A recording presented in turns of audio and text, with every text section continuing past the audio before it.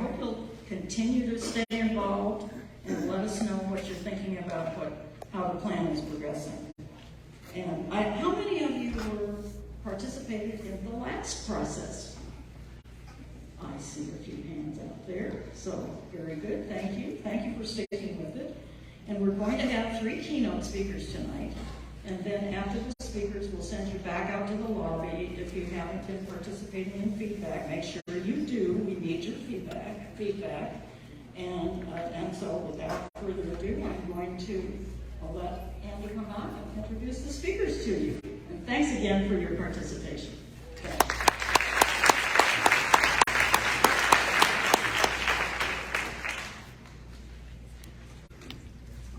Looks like we're ahead of schedule already. My name is Andy Rogers, and I work for a company called Southwest Decision Resources, and we're a small local facilitation group with people in Tucson, Flagstaff, and Sedona. I'm here with my colleagues Carrie Everly, she's somewhere out there, and Jessica Archibald. We're so happy to be here with you all. We'll be with you for the next several months to a year, helping guide the process for the plan update. I'd also like to introduce a citizens work group that's been working alongside us and city staff. They're putting in a lot of really, really hard work. I'd like to call them by name and have them stand up. Brian Foltz, Ernie Strouch, you can clap if you want. Liliana Morales, Mike Taylor, Rick Henderson, Marcy Taylor, John Sather, Tony Hansen, Ann Kelly, Linda Martinez, 2 more, Monica Garlands, and Mary Garlands. So these folks have an important role. They are providing inputs on the planning process.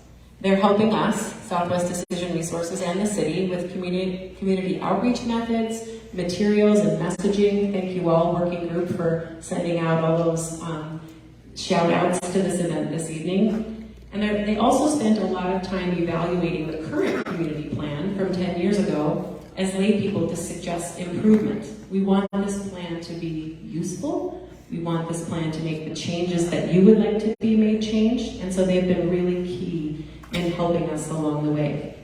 A couple of them made sure that I said they are not a decision-making authority. So they are helping guide the process, and we would really love for the extended community to reach out to them if you have ideas to bring back to the city. There are a bunch of us with yellow name tags in the crowd. If you have questions this evening, grab somebody with a yellow name tag.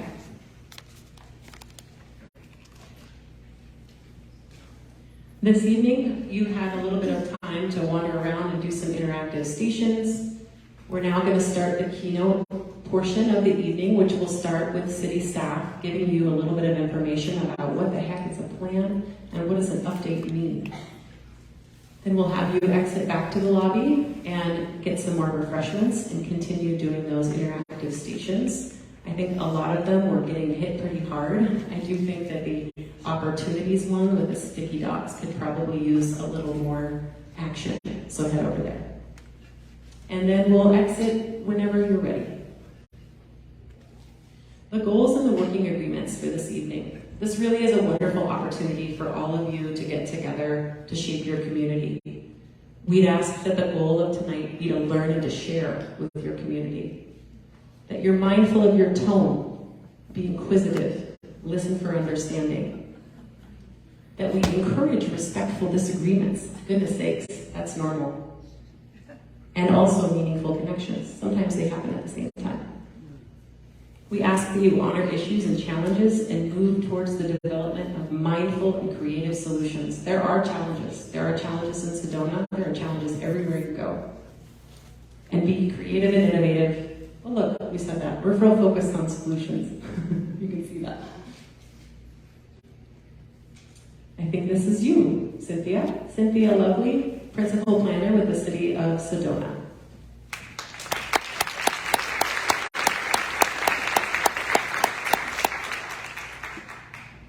Good evening.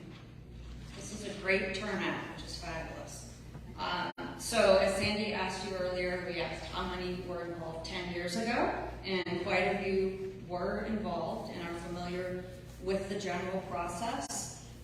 Those of you who are not familiar, I'll just give you a brief overview of what the plan is, what the purpose of this whole planning process is, etc. So every city has a general land use plan.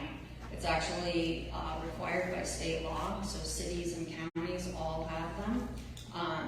We are also required to update the plan every 10 years. And so what we want to focus on is finding out what you all think are the priorities for the next 10 years.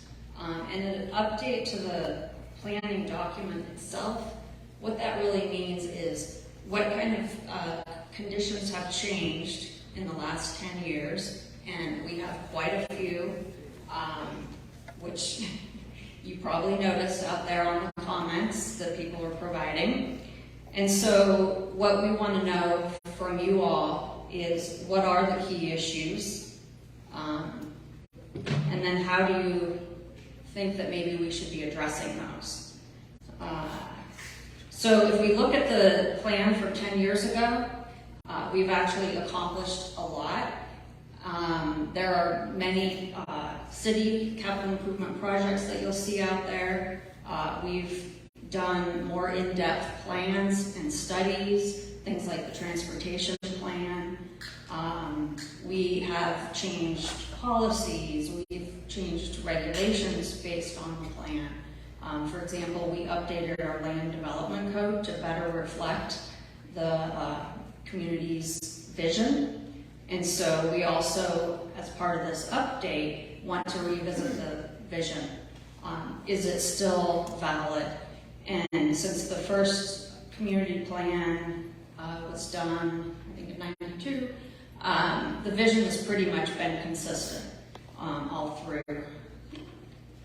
Let's see, what else was I going to point out? So this process, what we're doing next are some listening and learning sessions. And again, part of this whole process is to educate you all and then for us to learn from you. And so the listening sessions that we'll be doing in October are going to be topic-based. So very similar to if you look at the plan itself, you'll see different topics: transportation, economy, land use, etc. And then after that, we're going to start narrowing things down from all the input that we receive, and then we'll hold more workshops. And then finally, it will go to Planning and Zoning Commission and City Council, and those are public hearings. It's going to take us a while to get to that point, but our goal is to finish up by 2023. And let's see, anything else I was going to mention? Oh, one thing to keep in mind is that this process is not necessarily going to solve our problems. What we want to do during this process is identify what issues do we want to address, as well as if you look at the previous plan, it might say something like, do a transportation master plan because traffic was the #1 issue. So we've done that, and so that's what we're going to be looking for is what are the recommendations moving forward. Is it going to be infrastructure projects? Is it to be to plan, to study certain issues in depth, which if we have a focus topic workshop, those are an hour or two. You're not going to solve the problem, but you will be talking about how we might approach solving that problem. So that just gives you an idea of what will end up in the plan. And yeah, so that's That's all that I have, and we'll move on to our first presenter.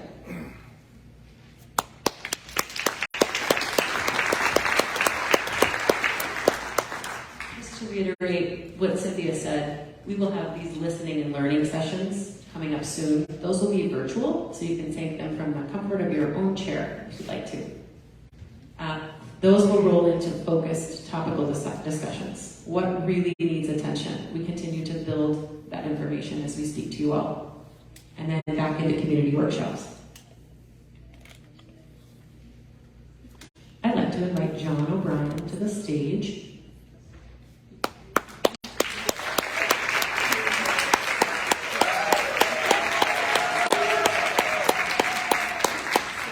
I've enjoyed getting to know John, and he tells me he's funny.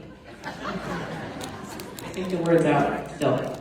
So John brings years of experience as the previous Sedona community planner. Like you, he has seen Sedona grow and change and will provide his informative and light-hearted perspectives, insights, and recommendations. Can you do that? Okay.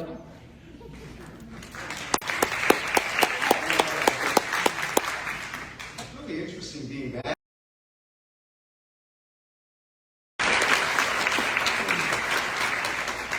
Now, that was just a sneaky way for me to get a great ovation. I really appreciate it. Thank you.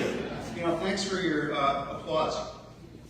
First community plan was adopted in 1991, with updates occurring in 98, 2002, and then 2013. Think of the community plan as Sedona's vision, aspiration, guide, or roadmap for the future. The community plan is not a law or a zoning ordinance, but new zoning ordinances, regulations, codes, laws have got to be consistent with the community plan and conform to the community plan recommendations. When the community plan was last updated in 2013, short-term rentals were not an issue, but obviously they are now, since 2016, when the state of Arizona approved Senate Bill 1350 that no longer allowed cities and towns to restrict short-term rentals from single-family residential areas. Some of you may know this, some of you probably don't know this, but one of the city of Sedona's first zoning ordinances was in 1989, and it was a bed and breakfast ordinance, which restricted short-term rentals from single-family residential areas. That ordinance was later strengthened in the early 1990s, only to be overridden by the state of Arizona 6 years ago. Now, I want to take a few minutes to discuss some history. It's always a good idea to look back and reflect on the past before we move forward. The local nonprofit organization Keep Sedona Beautiful was founded in 1972, 50 years ago this year. That is just amazing to me. KSB's been around for 50 years. I looked at some 1970s Red Rock newspaper articles recently, and early on in their history, as they do today, KSB focused on everything related to environmental stewardship. They first, in the 70s, helped remove existing unsightly billboards and signs in Sedona. They developed a model sign ordinance and architectural design guidelines that were adopted by Coconino County. This is prior to incorporation. By Coconino County for the uptown area, and then later adopted by the city of Sedona. We all know about KSB's famous litter lifters. They worked toward the preservation of our dark night skies. They got a federal unique waters designation through an approved Fort Oak Creek that provided a higher level of environmental protection for our precious creek. And they also worked with the Forest Service to prohibit future land exchanges and land trades in the Sedona area.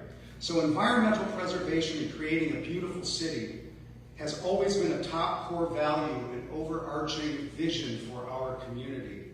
Making sure the built environment blends with Sedona's unique natural environment has been key since day one. The environmental stewardship vision of our current community plan reflects this with this statement: protection of the environment will be a high priority in all decision making and fundamental to our prosperity. National forest lands will be preserved, protected, and respected. So Sedona's incorporation was approved by the voters in December of 1987. And Sedona became a city in January of 1988. And essentially, Sedona incorporated to gain control of its own destiny, rather than be under the control of Covina County and Yavapai County.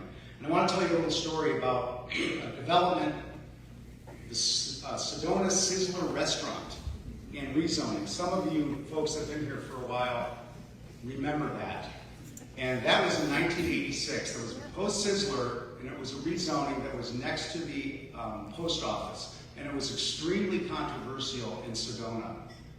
It was, prior to incorporation, so it was up at Covina County. The Covina County Planning and Zoning Commission recommended approval of the project. When it got to the Board of Supervisors, it was so controversial that the board held their hearing down here in Sedona at the Wayside Chapel in Uptown Sedona. And that place was packed. And I know that because I was there and I spoke against the development proposal. And the county board of supervisors wound up approving the Sizzler. They overruled the Planning and Zoning Commission and approved the Sizzler.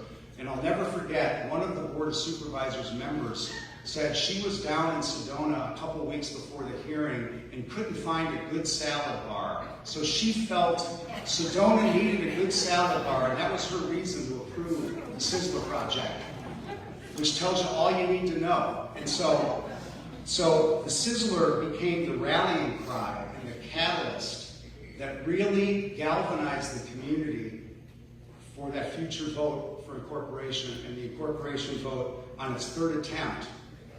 We became a city in December of 1987. There were many early ordinances that were adopted in the first decade after incorporation. These ordinances were a direct result of the recommendations of the first community plan in 1991. I'm going to go ahead and rattle some of these off. Sign code, land development code, environmentally sensitive lands ordinance, building massing and exterior building color codes. That color code ordinance was so important. That came about 1993, so almost 30 years ago, which regulated the exterior colors of buildings. We wanted dark earth tone buildings that blended in with the native vegetation, blended in with the red rocks.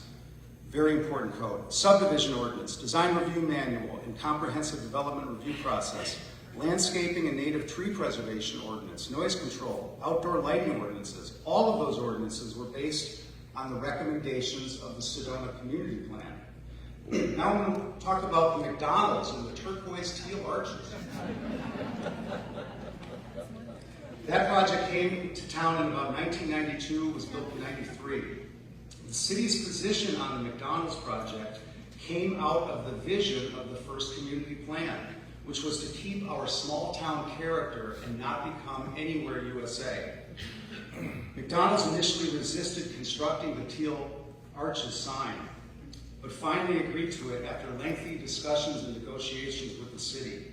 Then tourists began taking their photos in front of that sign, and McDonald's realized that they could use this as a marketing tool and a marketing opportunity. And some of you may remember in the mid-1990s, there was a big temporary billboard that was put up in the village of Oak Creek along Highway 179 that said, Sedona McDonald's, the world's only teal arches. And so we weren't Anywhere USA, we weren't Anywhere World. Did I get everything? Yeah. Okay, here's some interaction for you. Raise your hands if you know how many square miles the city of Sedona is, and how much of that is Forest Service, and how much of that is private land. We've got a few takers here. Come on up. Sedona is 19 square miles in size, and it's roughly about 50-50. 50% Forest Service, actually I think 49%, 51% private land. As you can see on this map, you see the boundaries of Sedona in black, and then the green is the Forest Service. Everything in between is private except up at the airport and a few other parcels as well. But pretty much everything in the green is Forest Service. So that gives you an idea of how much Forest Service we have in the city limits. Raise your hands if you know when the last Forest Service land exchange occurred in Sedona, when and what was it for, if you know. We got some takers. That one there. It was in 1996, so it was 26 years ago. And it was for the 50 acres for the Sedona Cultural Park. That was the last land trade in Sedona. Now, the Forest Service approved what's called Amendment 12 of the Covino National Forest Plan in 1998. And I'm going to speak in really general terms real quick. I'm not going to get into the weeds of Amendment 12 because I don't have time. But essentially, that Amendment 12 prohibited future Forest Service land exchanges in and around Sedona. Sedona's community plan recommendations are consistent with Amendment 12, and they've been that way all along regarding land exchanges. The continuation of Amendment 12 does not allow the city of Sedona to sprawl outside of its current 9.5 square miles of private land. We must all be vigilant to make sure the national forest lands within Sedona and surrounding our community remain open space. We really have to be vigilant about this. If you want to be inspired, and if you want to be motivated to that end, watch the documentary Forever Wild, which was directed by Sedona filmmaker Brian Reinhardt. It's about, real quickly, it's about the town of Telluride, Colorado, who essentially there was a 600-acre private parcel right at their gateway, right at their doorstep that had been open space forever. It was the valley floor, the San Miguel River ran through there. Beautiful, pristine area. Developer owned it, it's private land. They wanted to develop a mega resort on it. The citizens of that community, all of them, came together and they preserved that land. The council condemned the property. The citizens had to come up with $50 million in 3 months to buy this land, and they did it. So if you want some inspiration, I've watched it twice. I'm going to watch it at least two more times during this process. But that is a great documentary to watch. While it's beyond awesome to have the national forest land surrounding Sedona as a natural urban growth boundary, which will prevent urban sprawl, it does place a lot of development pressure on the remaining private land in Sedona in terms of new construction, redevelopment, building heights, and density as Sedona gets closer to build out. I think it's about 80% build out, if I'm correct on that, at this time. So that is definitely an issue that we need to deal with in this community plan update. It's no surprise to any of us that Sedona has a lot of tourism and development pressure. I know, newsflash, right? You guys shocked, I can tell. Arizona has 7.4 million people. And we have roughly 5 million people living in the Phoenix metro area 2 hours from our doorstep. Change is inevitable. And Sedona will continue to change and grow. That is just the reality. Sedona, like all other destination and tourist communities, faces many challenges, and for the most part, there are no easy solutions. I'm just going to list a bunch of these quickly. Climate change, sustainability, impacts of tourism, traffic impacts and congestion, the exodus of families and young people because they simply can't afford to live here, short-term rentals, and retaining our sense of community, the urgency we face in Sedona and the entire Verde Valley to address our affordable workforce housing crisis, which has only been exacerbated in the last 6 years due to the proliferation of short-term rentals. The proliferation of recreational OHVs and ATVs and their negative impact on our natural environment, and healthcare issues we face and the lack of professional healthcare providers in the Verde Valley. Now, I have one innovative yet very simple solution to our traffic problems that will provide once and for all a solution to our traffic problems. And that is to make highways 89A and 179 one-way traffic out of town. Incoming traffic will no longer exist. Sedona traffic problem solved. Innovative, simple, and very inexpensive. No, seriously, there are no easy fixes that will address these issues, but as Sedonans have proven time and time again over the years, we are stronger and more able to address these challenges with innovative solutions when we come together as a community. When we come together as a community, there's nothing stopping us. And I've always joked that there's no issue too small that Sedonans don't disagree about or argue over. I mean, come on. We are a passionate bunch, aren't we? But you know what? That's a good thing, because when you have different viewpoints looking at issues coming from different directions with different opinions, you usually make better decisions. We may have different opinions and approaches, and we don't always agree on how to address all the issues facing us. But as community members, we all share the same goal. We want to keep this special and unique place special for our children, our grandchildren, and future generations, just like Telluride, Colorado did in the early 2000s.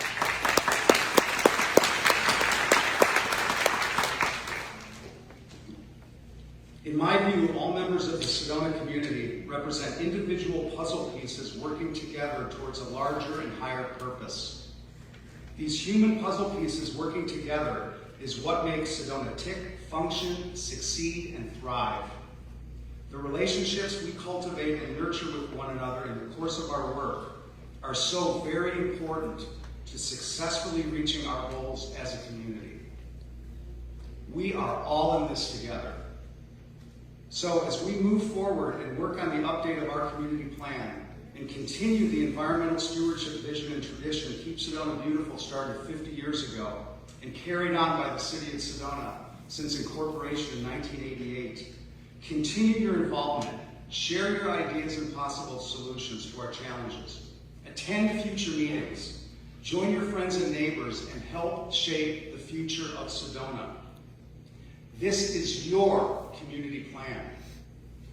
Let's embark on this extraordinary and vital journey together. Thank you.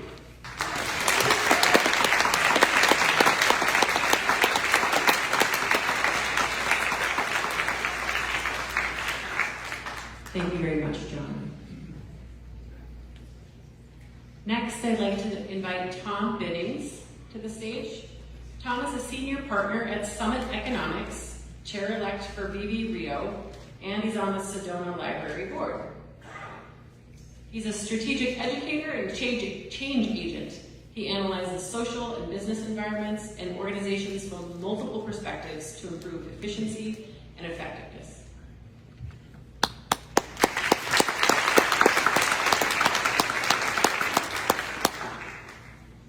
Well, thank you. It's a real honor to be here tonight.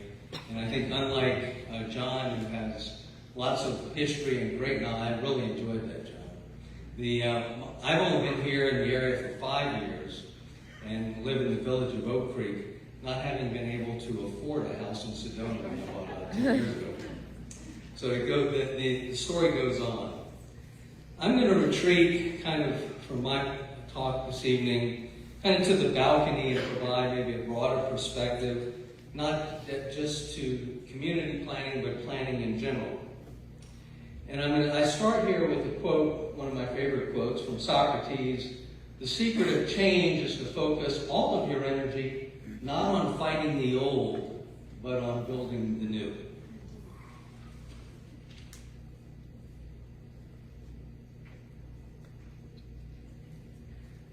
So in my experience over the years, I've come to sort of this conclusion on this slide that good planning is good, but good implementation is great.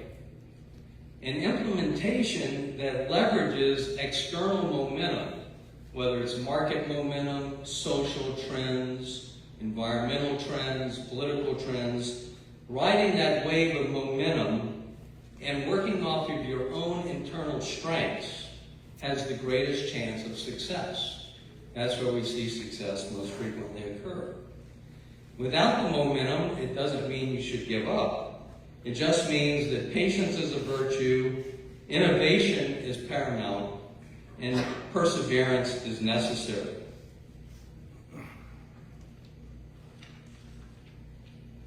So a community plan is a geocentric sort of plan, right? It defines a territory that we're planning with or around. And in the case of the Sedona Community Plan, it impacts much more than the city of Sedona. It impacts the region because of Sedona's status within the region. And it needs to effectively address what I call the community intersection between the public sector, the private sector, and the nonprofit sector. It has to merge those to collectively enhance Sedona. And there are several challenges that we encounter in this kind of a scenario of planning. First of all is to identify the common tie besides cohabitation and shared visitation. Sounds like I'm talking about a custody battle. The more heterogeneous the group, the more challenging that is. So the more differences we have, and that's a good thing. To make this challenge even greater, we try to operate in this society under this crazy notion of democracy, where we're actually going to include what people think and how they feel about their community. I've been places that don't do that. And even in the United States, I've lived in communities where the community input really wasn't that interesting to the political powers and the bureaucracy. And so what we had to do was go out and create our own mechanism of surveying and gathering information and insist that that information be before councils. Now, fortunately, there's a common generic vision here, and that's to achieve community well-being in a reasonably efficient and sustainable manner. So that's what it's about. I like to go off of the Gallup organization. They've been surveying for a couple of decades communities around the world and the citizens of those communities about well-being. And they've come up with sort of 5 elements of well-being that they use to determine the quality of life and the well-being that citizens are experiencing. The first is purpose, liking what you do every day. Social, having supportive relationships. Financial, managing your economic life to reduce stress and increase security. Community, liking where you live, feeling safe, and having pride in your community. And finally, physical, having good health. So that's how they define well-being, and their surveys go all the way down to the county level, by the way. As an economist, I like to think, I've always sort of thought in terms of surviving versus thriving. So I use the definition of economics in this example of how we earn our daily bread to survive and hopefully thrive through the creation of surplus beyond what's needed for survival. So, as I look around the world and as I travel the world and teach in different parts of the world, this notion of survival versus thriving is really key. And how we use our surplus is really a very telling indicator. So think about it. Surplus is what we create beyond sort of basic survival. And then how we use our surplus, whether it's in our household, whether it's in our community or our nation, is quite telling about what our implicit priorities and goals really are, as opposed to what we say explicitly. So in this notion, well-being and thriving go hand in hand. Unfortunately, as I look into the next 10 years for your community plan, I see a period of what I call the great disequilibrium. And disequilibrium in the world, or in a market, or in a community, is by definition more turbulent. So I think as you look towards the next 10 years, you should anticipate turbulent times. And from a global level, turbulence, or this disequilibrium, is brought on by overpopulation, creating water and food shortages and insecurity, which is creating south to north migration, mass migration. And we've only seen the tip of the iceberg, especially coming from Africa to Europe. Generational shifts in aging population in the more developed world. In the next 25 years, we will see the greatest intergenerational transfer of wealth that humanity has ever experienced as we move beyond the baby boomers. We also are dealing with, or we see technology in all arenas. At the pace of technological development, is really phenomenal, and it's impacting everything across the board. And it's a challenge, but it's also an opportunity. Well-being is under threat in recent years, especially with housing costs, infrastructure reliability and safety. Fortunately, we now have federal legislation which will help deal with that issue.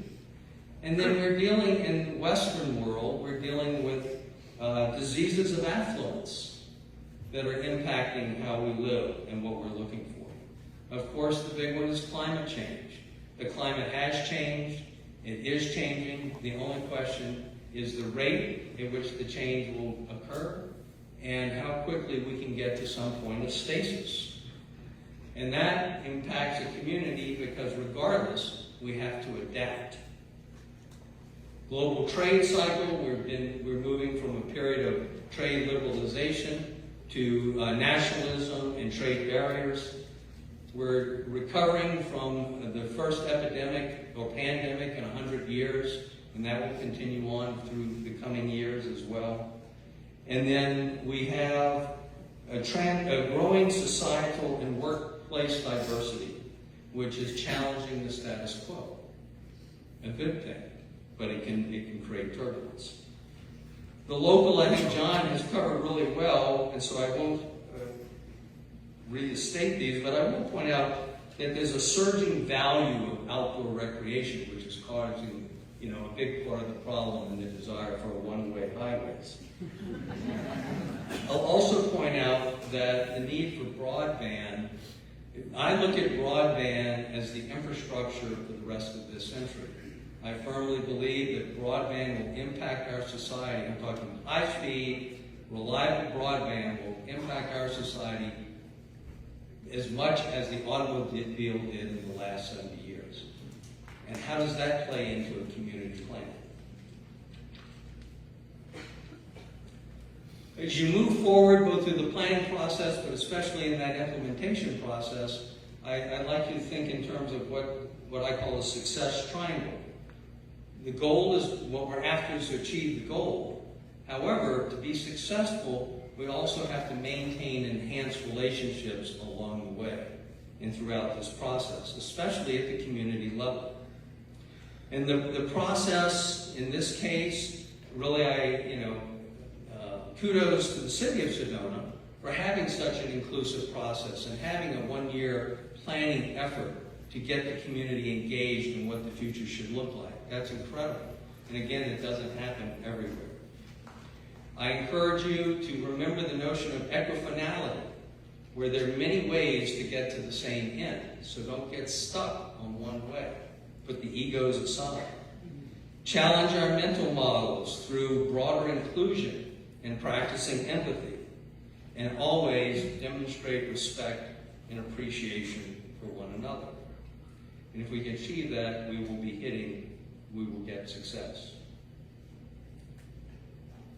This slide I call my pyramid of 1,000 no's. And it comes from having fought many battles over the years of trying to make change happen. And the lessons I've learned are that the pyramid, the idea is to get access to the pyramid, get inside the secret chambers of the pyramid, and in order to create messages of compromise, collaboration, and innovation, and first get beyond no, meaning that we have to not get a no. It has to be neutral. Okay, let's consider it. And then to get to yes. But the trick is, and you can see this play out in Sedona very well, where OHVs are really an issue that you have to deal with at the federal level as well to be successful. Short-term rentals have to be dealt with the state legislature to be successful. So it's not all about just what happens in our community, it's about what happens in the broader world and where we have to have influence. And to do this, I'm always remind myself of Pareto's rule, 80-20 rule, where 80% of the outcome, 80% of the success comes from 20% of the contacts or 20% of the actions. So focus in on what might those actions be, what might that networking look like. This slide is a little busy. I'll simplify it. In the middle is what I call the three realms: the pragmatic realm, the normative realm, and the positive realm. The pragmatic realm is where decisions are made, whether they're board decisions or council decisions or board of supervisor decisions, and they have to decide on numerous things, and we've elected them or we've chosen them to serve in that role. And they have to contend with two realms, both the pragmatic or the normative realm and the positive realm. The normative realm is about social norms and values, the economic utility that each stakeholder group gets, what are their individual goals. It's about agendas. Okay? And we all have it. There's nothing wrong with it. The positive realm is where the analysts and the research takes place. And this is a lot of the city staffers play this role of trying to bring facts and trends and patterns to the table to make more informed decisions. Both of those are very important. And here I remind myself that of Aristotle's rhetoric of what makes a good argument. A good argument, so as you're moving forward and you're presenting before council or presenting before the National Forest Service or whoever it is to try to influence or get to yes, it's important that you remember that you need ethos to establish credibility, logos to provide a logical perspective based upon data, especially in this data-driven world, and pathos appeals to emotions. And interestingly enough, the research shows that the pathos is most effective, but you need all three. Finally, to me, it's all about sustainability. Now, I think there are lots of different definitions of how we describe sustainability, and so, I look at it as the three elements. There's economic growth, or the economic realm. There's social progress, which is critical, and social justice. And then there's environmental stewardship. Everybody will allocate their preferences differently along those three. But what sustainability is finding that middle ground, finding that area in the middle that enables us to thrive, that enables us to promote greater social justice, and very importantly, enables us to be good stewards of the climate, improve the climate, and be good stewards of the environment. So to me, to get there, it's always about confronting our own stories, our own narratives about how we see the world and how we describe the world, and bust our own assumptions, the notion of assumption busting. And so we need to get beyond that, and if we do it, it makes it a safer place for other people to do it as well. And if we do so, we can enhance our collective well-being. Thank you.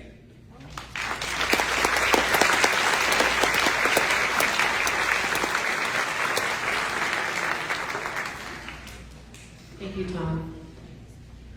Our last speaker is Frances Riemer. She's an educational anthropologist who has conducted ethnographic research on gender, development, and sustainable communities, change and issues of equity and access, ethnographic evaluation, and cultural difference in the social organization of community, school, and workplace. She's also a professor at Northern Arizona University. Welcome.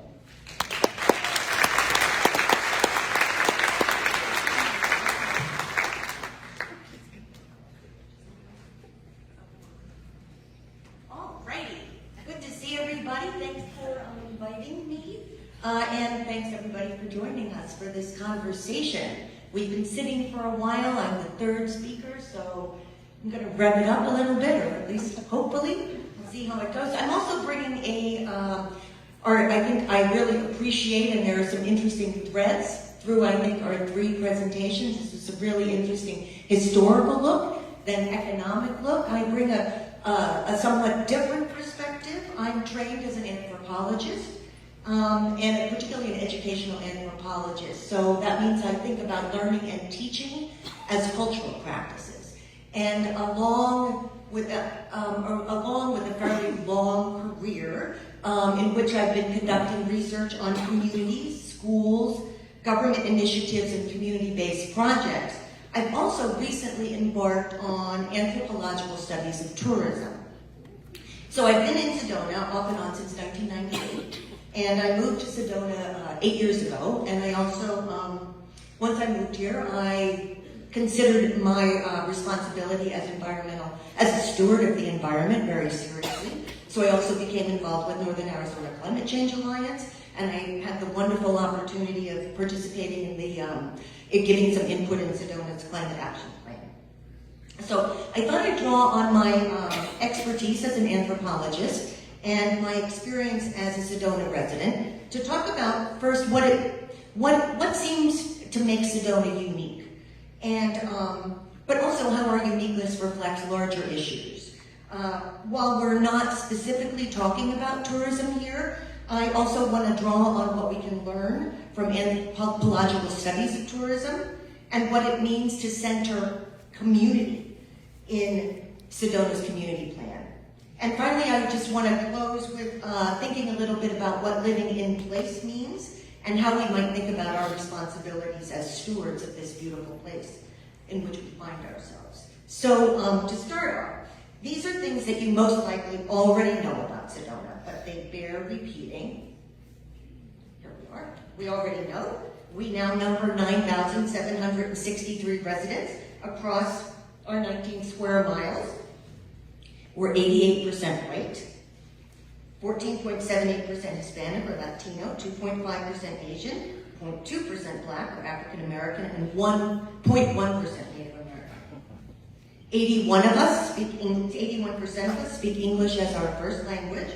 94.4% have high school diplomas, which is slightly higher than the national average of 86%. And nearly 50% of us have a bachelor's degree or higher. Again, higher than the national average of 37%. 95.6% households have a computer, and 91.5% have high-speed internet. Our median age is 61. The median age of heads of households is 63.8 years, and the largest age cohort is that of 55 to 64-year-olds, followed by 65 to 74-year-olds. So we're a small community, we're whiter, better educated, and older than some other places in the Midwest. But for our Gen X, Y, and Z residents, they make up 1/3 of our total population. So we're both a great place for early bird specials, whole grains, and memory supplements, as well as tattoos, oat milk, and of course TikTok. So that's us. But to the outside world, to quote TripAdvisor, we are a true oasis, a vacationer's paradise in the middle of Arizona desert. USA Today called Sedona the most beautiful place in America. And to quote the Insider, we're an artsy desert town in a club that includes Jackson Hole, Wyoming, and Nantucket, towns suffering from too many visitors, both tourists and second homeowners, and rapidly becoming a medical desert. Sound familiar? So just as a side note, and I thought I wanted to look up medical deserts, also known as healthcare deserts, or areas without access to hospitals, primary care physicians, pharmacies, and other healthcare providers, and apparently emergency rooms, right, in our case. According to data from GoodRx Research, more than 80% of counties across the U.S. lack proper access to services needed to maintain health. So it's always good to remember that we're unique, but we're also like everyone else, right? To lose the quote of Lennon Stella song. And finally, like our neighbors throughout the region, we suffer from ongoing drought.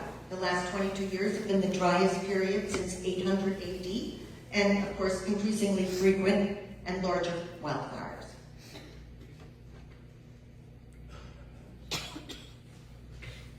According to the travel website, Sedona is a magic desert oasis for bucket list adventures. So travel bucket list is something that I know about. I recently published a book on tourism, and in that I wrote, I'm quoting myself, always lovely, right? Travel bucket list, those inventory of places to see before you die, are filled with the stuff of wonder.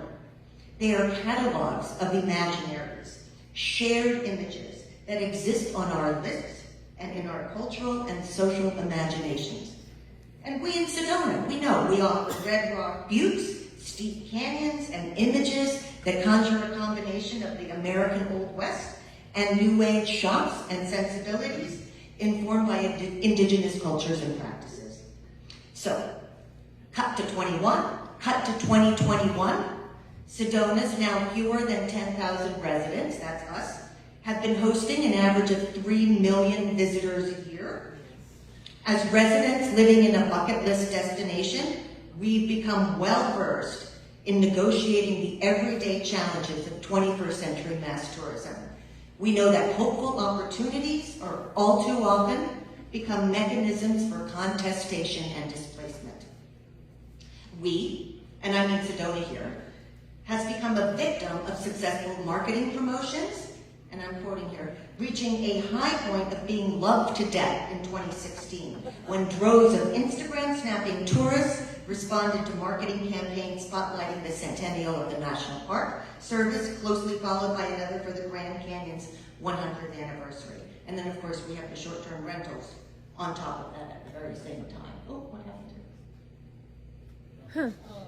So much to our dismay, we know all about visitors clogging Sedona streets with traffic, short-term rentals taking over the housing market, folks packing local trailheads and exhibiting bad behavior, playing loud music, for example, leaving trash at trailheads, and driving ATVs with abandon. At the same time, according to a study by Yavapai College, these visitors have an annual economic impact of roughly $1 billion and support 10,000 jobs. Tourism generates more than 75% of the sales tax revenues that Sedona pays for public services. Much like the topic of medical deserts, these opportunities and challenges are not ours alone. In more than 51 travel destinations across the globe, tourists outnumber locals. Many are small municipalities, Andorra, Macau, or island archipelagos like the British Virgin Islands, Turks and Caicos, places without much room to spare. We know that Venice, for example, is over-touristed.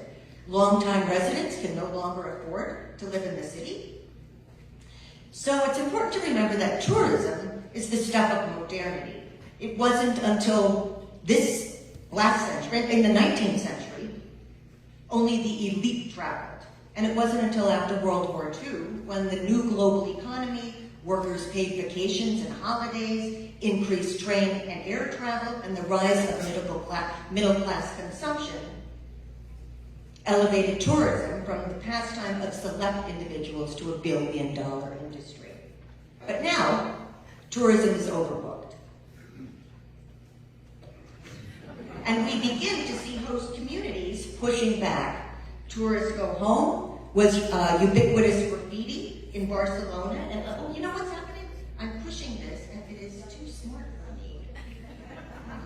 No, there we go. This happens in my classroom as well. Whiteboard, it's too smart for me. So tourists go home was ubiquitous graffiti in Barcelona and other tourist destinations around Spain. New Zealand's tourist boom, the result of the country's marketing of the Lord of the Rings, Middle-earth scenery, became the cause of concern for its residents. The government imposed a visitor tax and deported at least one English family for bad behavior.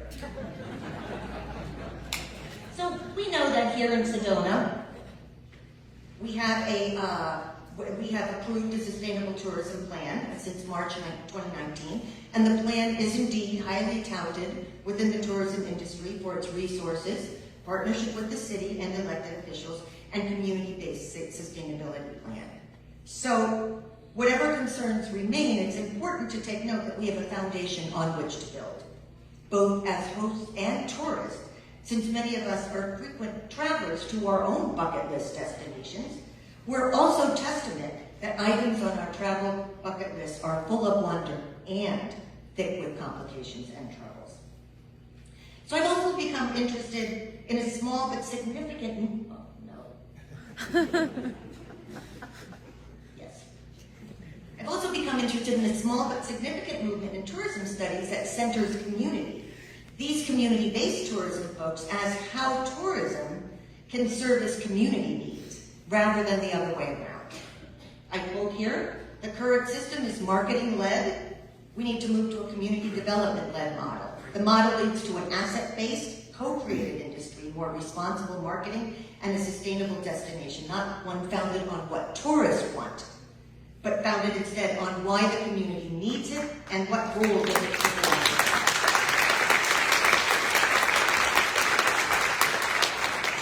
So another phase around community-based tourism rings particularly relevant to our community, I think. And this is another quote. The most important thing any destination should do is control the narrative around their own home. It's easily forgotten by the tourism industry that these are not just destinations. They are home to a lot of people. And that would be us. So Sedona is glorious, but again, it's easy to forget that this is not just a destination.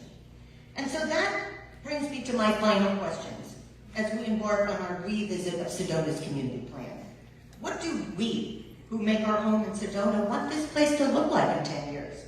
But also, what does living in place mean for each of us? So anthropologists of space and place argue that space is location, but place is what gives space meaning, personality, and a connection to cultural or personal identity. It's a culturally ascribed meaning. It's the vibe that you get from a certain space, and it exists for a reason. It's a crucial source of meaning and serves as an indispensable background for ongoing experiences.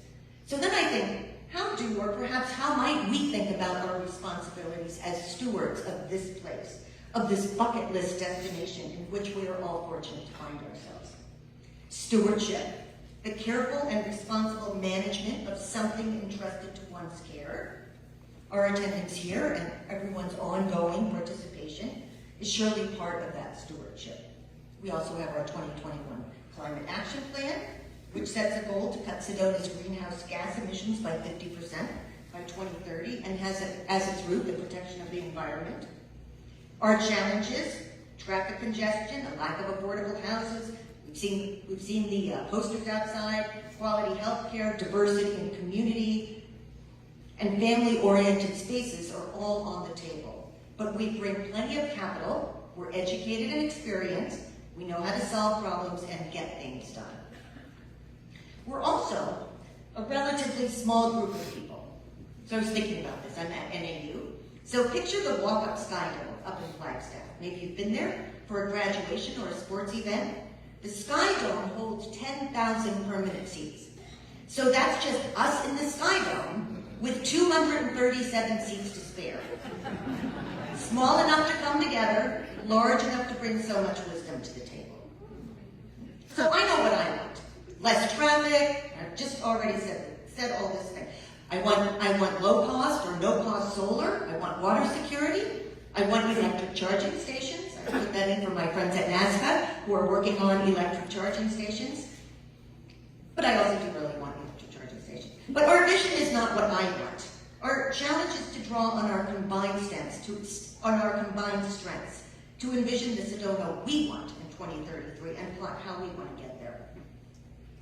So, how we center ourselves as residents in a community that offers affordable housing, livable wages, accessible healthcare, and thriving relationships, while protecting our national resources and keeping the goals of our climate action plan. And maybe equally important, how do we control that narrative around our own home here in this bucket list destination? So thank you very much.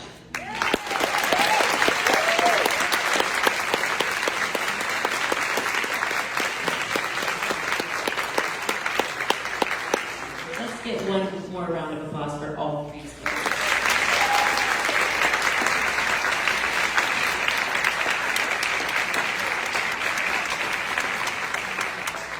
Because your time is valuable and their time is valuable, they will be seated at that end of the ramp. There'll be keynote speakers down there if you'd like to visit with them or ask some questions. That was wonderful. Thank you to all of you. And as I was listening, I'm so excited that you're all here. But there are so many of you here. But Maybe your neighbor isn't here, or maybe your friend's daughter's mother isn't here. And I want you to know that every sticky dot, and there's a lot, but there could be more. Go back outside and put more sticky dots up. Every sticky dot, every sticky note, every comment that you have written this evening will be read and will carry forward into this process. As a reminder, those dots, those notes, will help us craft the next sessions. Those sessions will be virtual learning sessions. We're probably going to have them the same night of the week for about an hour and a half, and they will be based on the big topics in Sedona. They will be listening and learning. You'll be learning from experts. You'll be listening to one another, and we'll queue up some additional key questions for how to solve some of these tangled opportunities that you have in Flagstaff. Excuse me, Sedona.